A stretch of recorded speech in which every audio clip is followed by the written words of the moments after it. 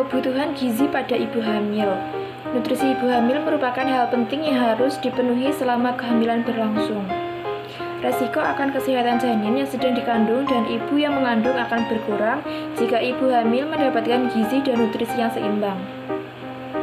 Macam-macam zat gizi yang dibutuhkan ibu hamil.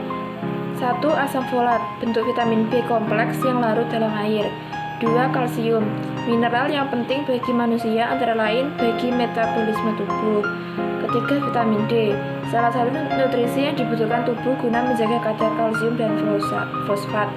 4. Zat besi dan 5. Seng. Syarat makanan sehat bagi ibu hamil.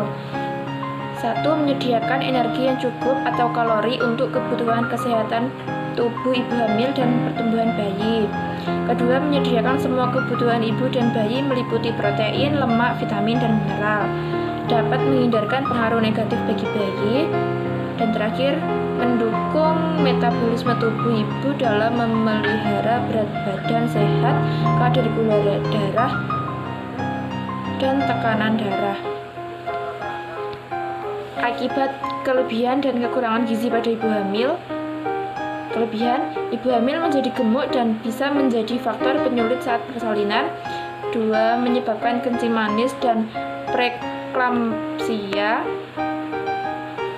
Kemudian kekurangan, yaitu anemia, kurang energi, kronis atau KEG, BBLR, kematian saat persalinan, perdarahan persalinan yang sulit karena lemah dan mudah infeksi, kemudian prematur, persalinan lama, abortus, dan IUFD.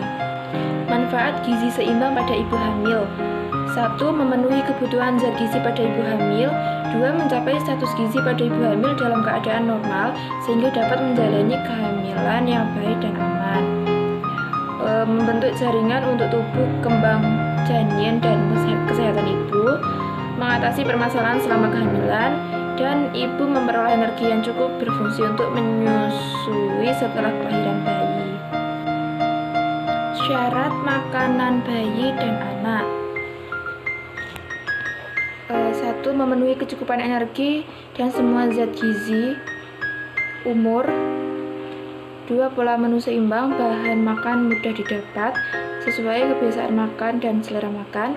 3. Bentuk dan porsi sesuai dengan daya terima, toleransi, serta keadaan faili bayi atau anak. 4. Higienis dan sanitasi. Zat-zat yang dibutuhkan oleh bayi. 1. Zat lemak tak jenuh. 2. Kalori dan protein. 3. Zat besi. 4. Kelompok vitamin B. 5. Seng.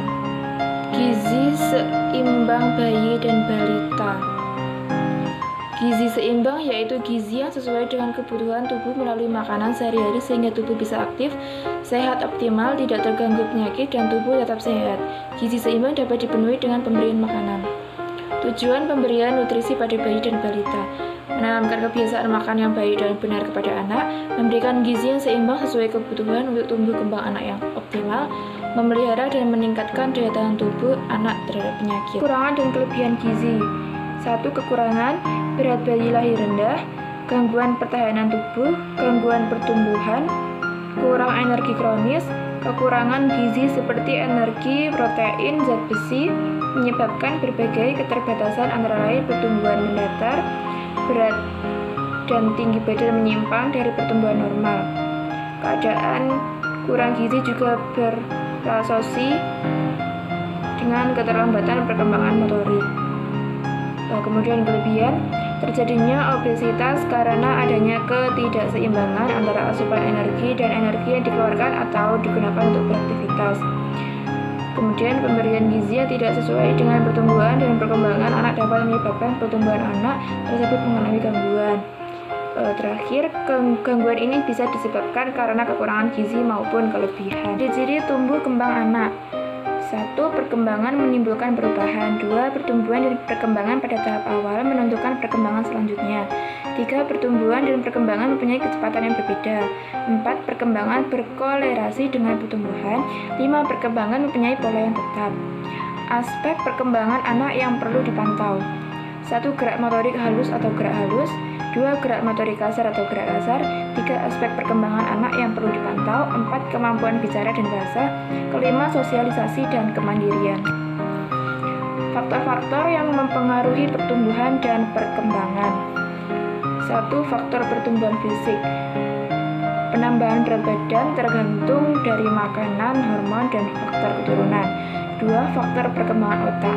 Salah satu faktor utama yang berperan dalam pertumbuhan dan perkembangan otak: protein, asam, lemak, zat besi, dan beberapa komponen dan mineral lainnya.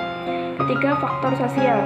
Beberapa faktor yang menyebutkan kematangan sosial seorang anak: usia kronologis dan usia mentalik anak, urutan anak, jenis kelamin, keadaan sosial ekonomi, kepopuleran anak, pendidikan, kepribadian anak, keluarga, kapasitas mental dan emosi, dan inteligensi.